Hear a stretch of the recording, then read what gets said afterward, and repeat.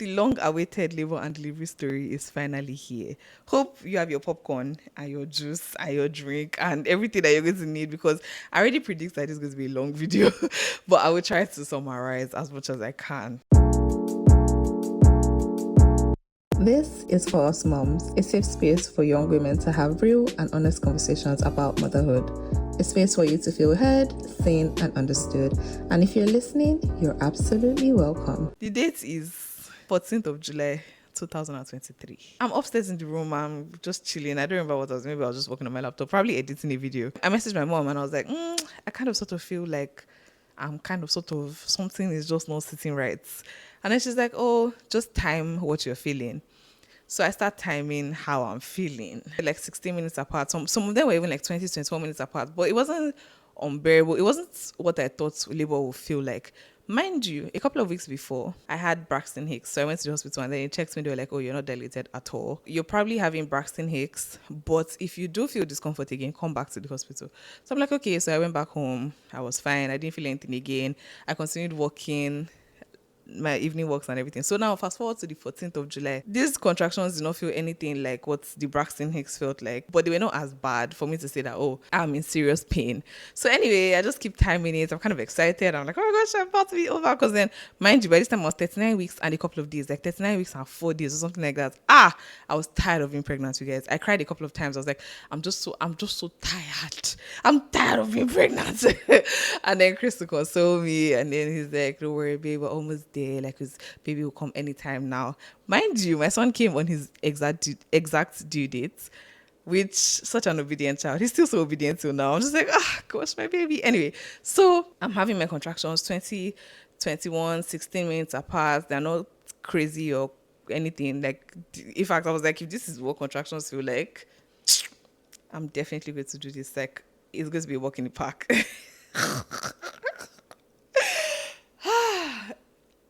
Anyway, the next day, okay, through the night, I kind of was still having them, but then it wasn't anything crazy.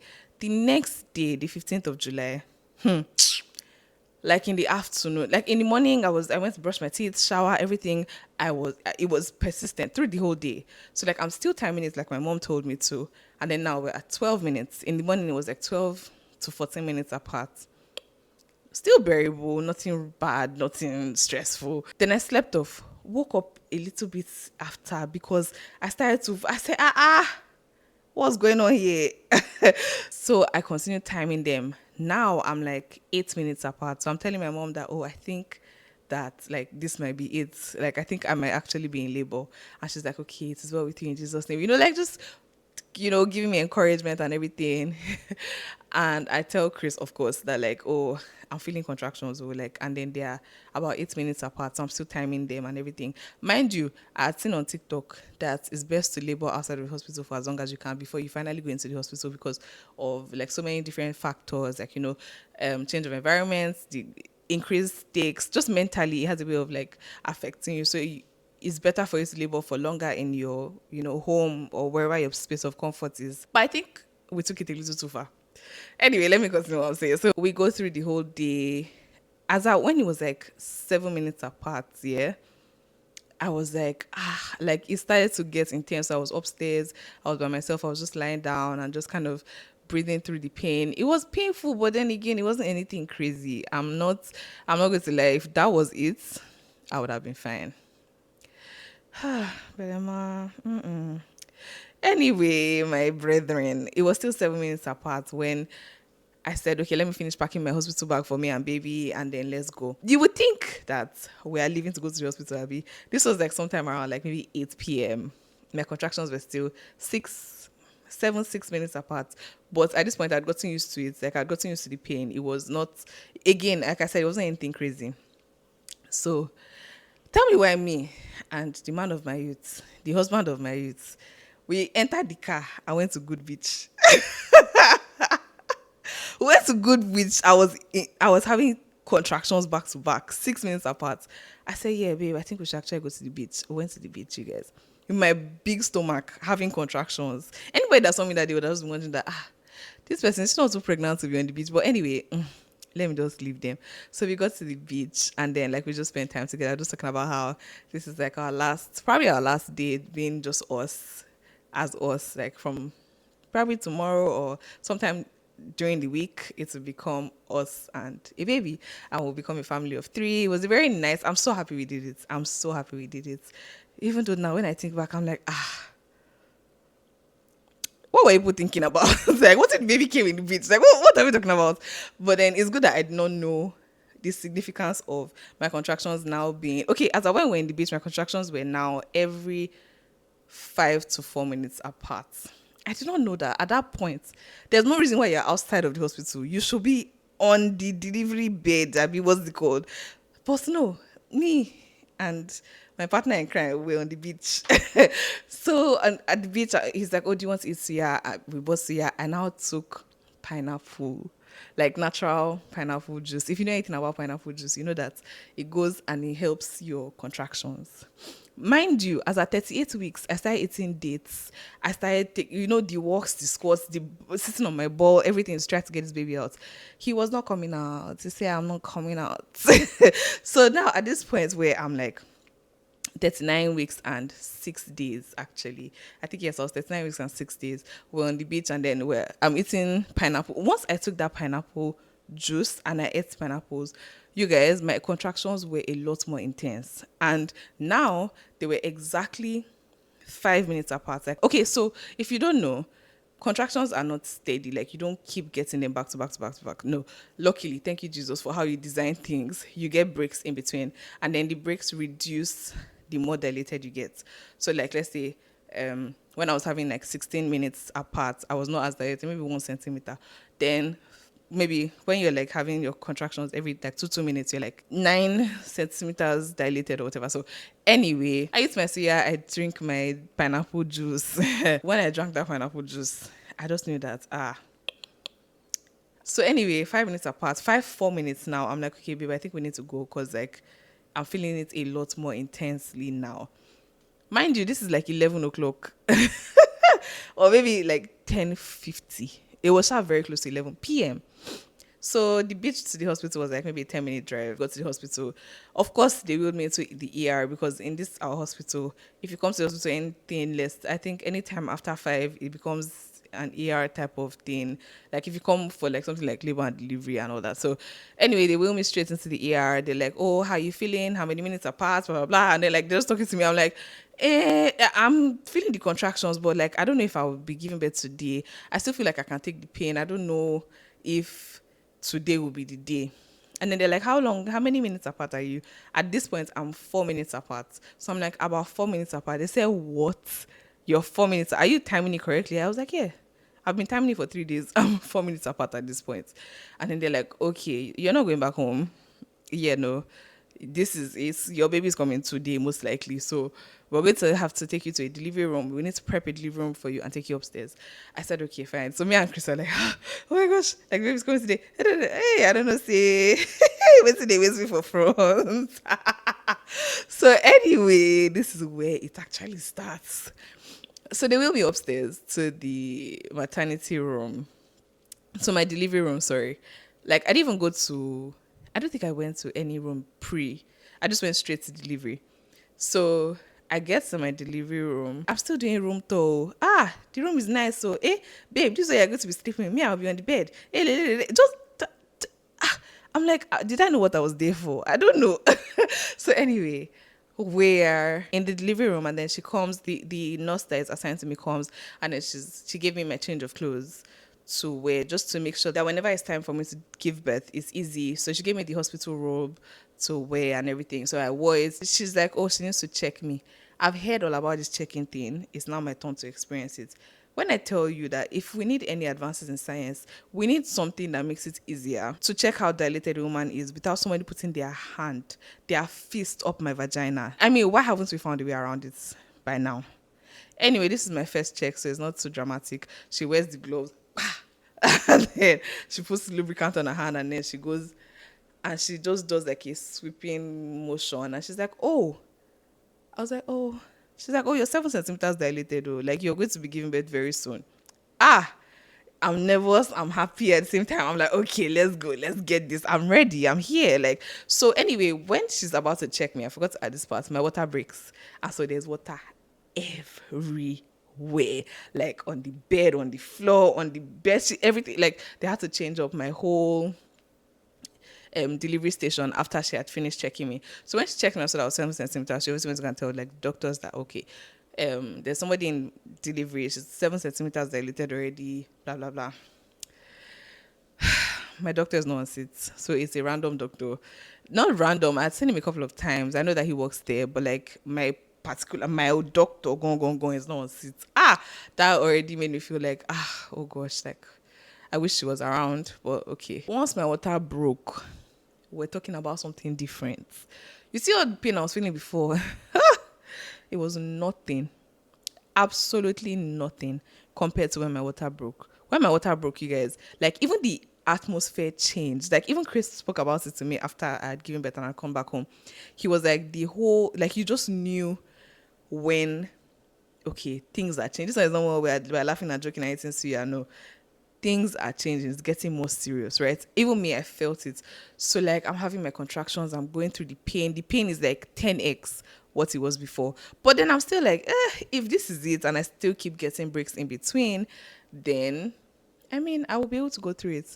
So at this point, my contractions are 3 minutes apart and they're lasting for about 30 seconds. Now, when my water broke and I was on the bed, the nurse was like, okay, so you can't stand up again because we're afraid that if you stand up and you walk around, the cord might fall out before the baby, and that is a serious issue apparently. So I had to be on the bed. Now I was strapped to the bed. His heart monitor was on my tummy, strapped. They put oxygen on me. I was still on the bed. So I was highly uncomfortable. It was just too much. Like at some point I would take off the oxygen because I just needed, like I needed to be free. Mind you, there's still the hospital gown that's on me, that is tied on me. Like it was just a lot. So I started to get a bit frustrated with the whole process because this was not what I wanted anyway. And the fact that I couldn't walk around was such a disadvantage for me. I hated it so much. So I'm laboring, I'm going through the whole labor and delivery thing. Anyway, she comes again like 3 hours after. Mind you, this point, it is now intense. I'm like, I'm trying to like breathe through the pain. Again, it was painful, but I could have, if that was it, I could have gone through it. She comes to check me again. And I feel like this was the beginning of the frustration for me. She comes to check me again. Mind you, the checking process is disgusting. Like it's invasive. It's such a vulnerable time. Like it's just not it. It's just not what we want to experience. So she's checking me again. And then I'm like, how far gone? Christy's asking, like, how far gone is she? She's like, it's still 7 centimeters. At this point, I'm like, okay, still 7 centimeters. This is like 2 a.m. I'm like, okay, I can still go through it.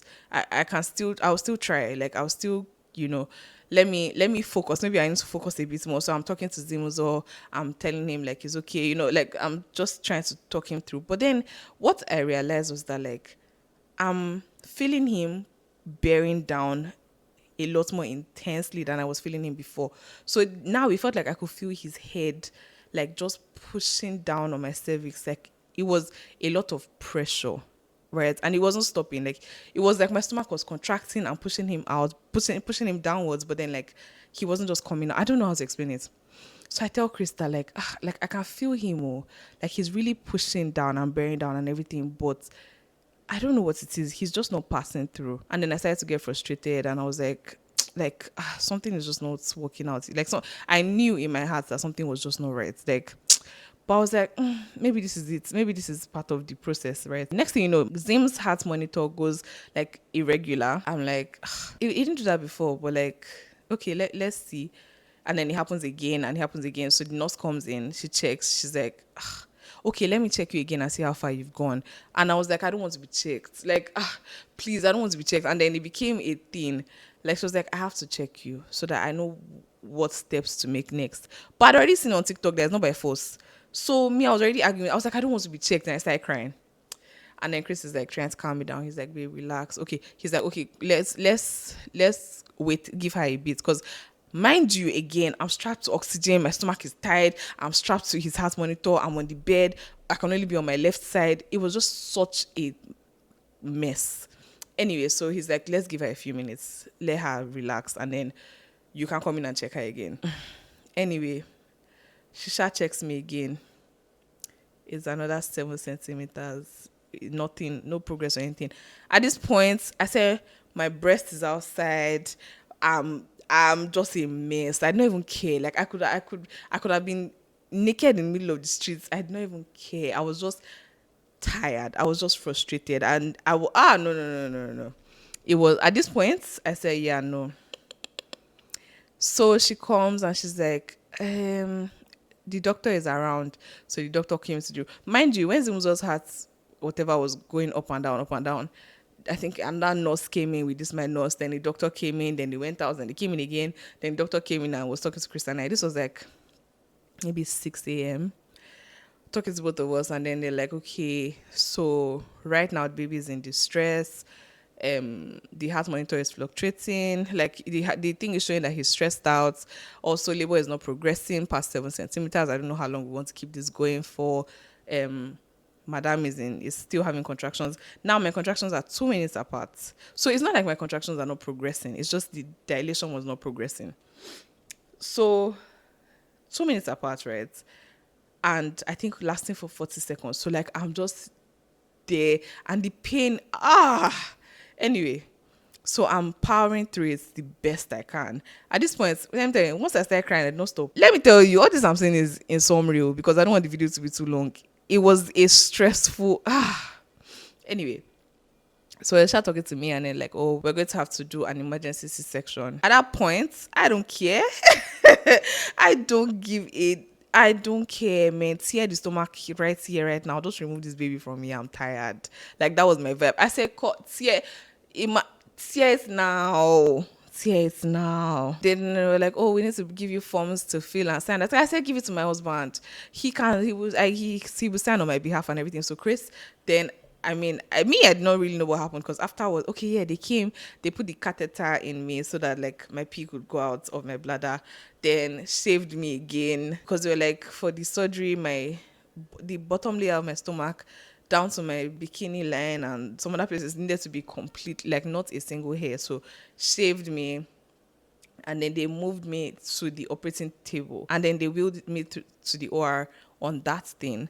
Then they transferred me again. Okay, so it was just a different bed. So they transferred me again to the oh no, they asked me to move because I was like, no, need to be transferred to the bed. So I moved, and I was crying, like, from all this I'm telling you in the middle. Just imagine me in some serious tears and catarrh rolling down my nose. My hair is scattered. Remember that I did not do my hair. My hair is scattered. I just thought that I'll have my hair packed so that I can change my packing style when I'm coming home. I will have packed my hair. This one, I was not thinking. I don't know what I was going there to go and do. Anyway, so I'm sat on the operating table, and then they take off my my dress, obviously, because they're about to do surgery. Anyway, so they take off my hospital gown, and my anesthesiologist, this will not be another video where I cry. No. My anesthesiologist comes, and he's like, okay, no, he met me in the room actually before they moved me to the OR, and he was like, oh, I'm your anesthesiologist. I'm the one that's just going to make sure all your pain goes away. Like, he was such a chill guy. He was like, all your pain gone. By the time I'm in the picture, you're not going to feel anything again. Da, da, da. Like, he was just, talking to me, trying to calm me down, because I'm sure you could see that I feel like I was physically shaking. Mind you, I never done surgery before in my life. This was an emergency. I didn't plan for it, nothing. So I'm in the OR now. My anesthesiologist comes, and he's telling me, see the needle I want to use for you. If you see the needle, it was tiny, like the needle they use for babies' immunization. So this needle I want to use for you is very small. You will not feel anything. I'm just going to, all I want you to do is just hold this pillow for me. Mind you, my whole room, my whole team of doctors were all men. There was only one woman there, and she wasn't on the surgical team per se, like in the sense that she was cutting or doing anything. She was writing down all the details of everything that was happening. So, so now that I think about it, I'm like, oh my gosh, I was naked in front of like how many people? But then I did not care. So anyway, the woman gives me the pillow to hold. So like you just imagine sitting on the bed, sitting up, and then you hold or hug the pillow like this, right? So it gives them it gives the anesthesiologist all that room to be able to see your back, right? At this point, I'm like, please, where's my husband? Like, oh, he's signing your documentation and everything. I'm like, okay. I asked that where's my husband. If I not ask where's my husband, I ask where's my husband like 100 times. Bro, so they're like, oh, he's coming, don't worry. So my anesthesiologist is not like, now wow, I go love, and then he shows me the injection. Mind you, he's distracting me through this whole thing. He shows me the injection. It's like, he's going to feel like a mosquito bite. Should be mosquito has bitten you before I say yes. He says, it's going to feel like a little mosquito bite. And then that's that about that. All your pain will go away.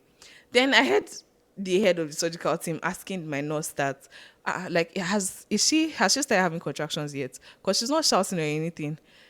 She was like, no, she has started having contractions. So like she has, like she's like 7 centimeters gone, but just that like dilation is not happening. And all that. He was like, oh, okay, but like, it seems like I'm strong or something along those lines. And I say, oh, my brother, if only you know. So anyway, the anesthesiologist, I can feel him counting. I don't know whether he was counting or was just pressing my back with his like thumb, kind of like just doing this. And then next thing I feel the needle going. And I was like, that is not the needle that you showed me. Like I didn't say it, but in my mind I knew it. I was like, it doesn't feel like that was what you showed me that went into my back, but okay, whatever. It wasn't painful. I just felt it. I don't know how to explain it, but like it's kind of like, let me see, what does it feel like? Maybe when you want to give blood and the initial poke is not, it wasn't anything crazy, but let me tell you, as he put it in my back, and I felt him remove it, but I don't even know if he removed. I don't know.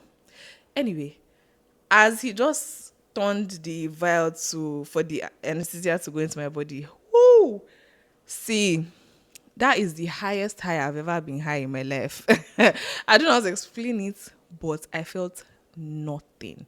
He was sitting beside me, like you know how it is where there's the curtain and then he was just beside me monitoring the anesthesia that was entering my body. So he's like, "Can you raise your left leg for me?" And then I tried to raise my leg. I could not raise my leg. Oh. I say, eh? Wait till it's up for you. So he's like, no, try. You should be able to. I was like, I can't raise my leg.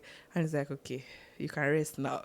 And then he tells the head of the surgical team that, okay, she can't raise her legs anymore. I start crying seriously because I'm like, where's my husband? I cannot do this by myself. I need my husband to be here. And they're like, don't worry now. Should we say he's coming now. Like, so my anesthesiologist now starts asking me, so when do you and your husband meet? When do you guys start dating? What does he do for a living? All this. So in all this time, I'm obviously distracted. The surgical team, I think they were like, so how many were they? Were they 6? I don't remember how many people. But then I turned to see, like, I just turned this way. I can see all their heads. And I remember something making me laugh or something making me be like, oh, that's cute. Was that the head of the surgical team, the guy, his surgical cap.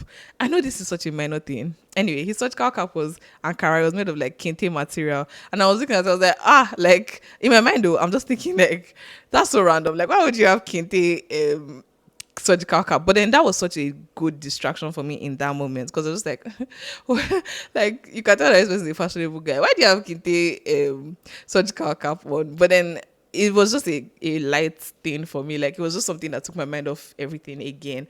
So my anesthesiologist is still talking to me. Then he's praying for me. I've spoken about this in another video. I'm not going to speak about it in detail because I don't want to cry. It makes me cry every single time. So anyway, I'm still doing with my husband. I want to see my husband. My husband.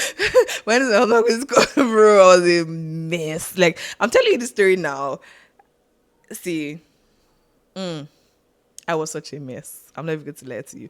I was crying. There was kata coming out my nose still and everything. Next thing I hear knife on skin. They've torn my stomach open, or they never say torn it open like it was a reckless thing, but like they put the knife and then they opened my tummy.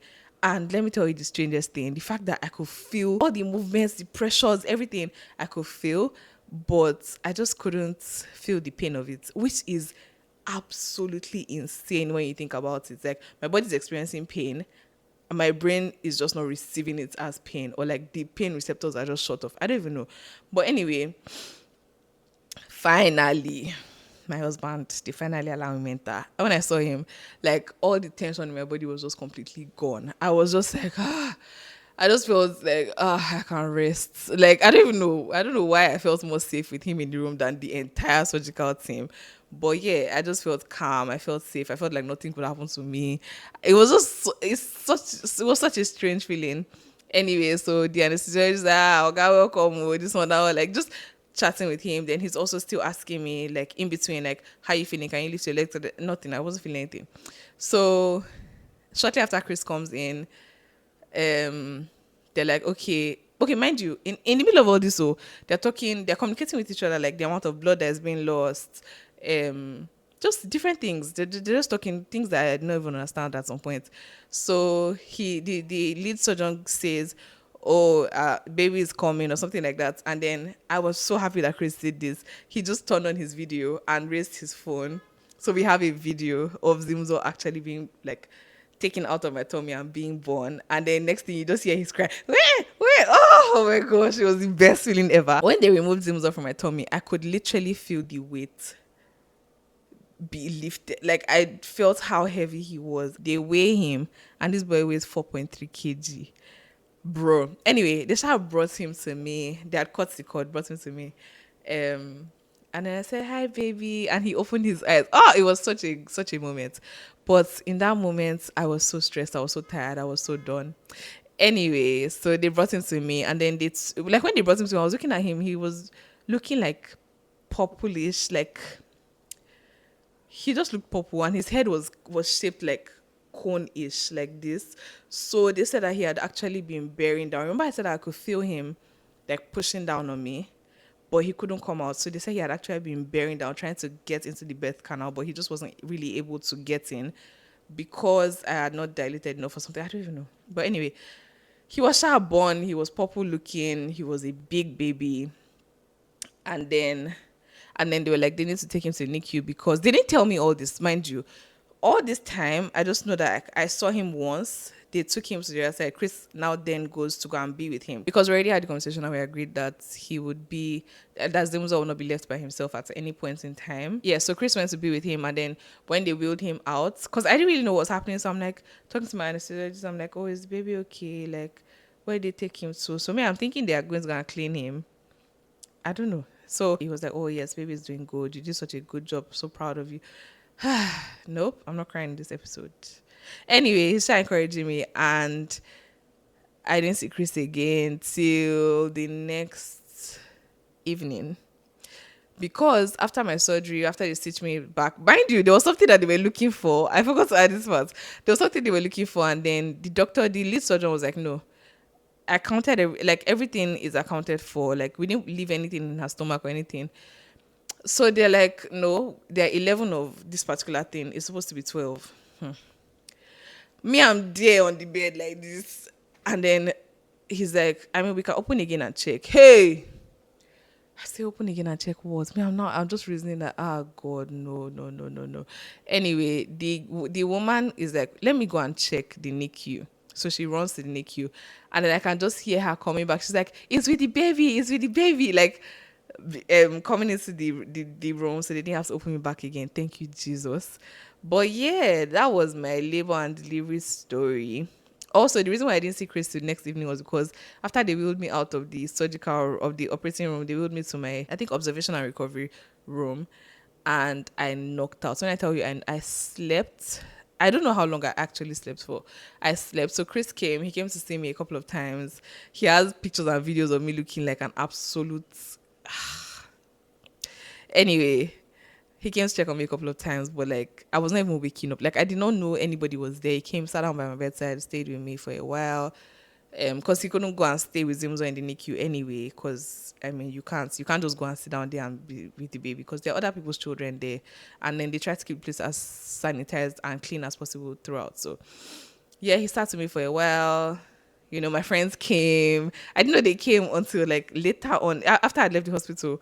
No. After I had left the recovery room, Chris now told me, oh, Pasha and Ife were here. I was like, oh my gosh, like I felt so happy. Even though I didn't get to see them or anything, but like I was just happy that they were there. I felt like they were with me in that time. So like the next day when I woke up, or later that night when I woke up, and I saw him, there. I was so happy. I was like, oh, we have a baby. Like, our baby is here. And then, like, he was like, yes, you do such a good job, babe. Blah, blah, blah. I was just talking to me. And, oh my goodness.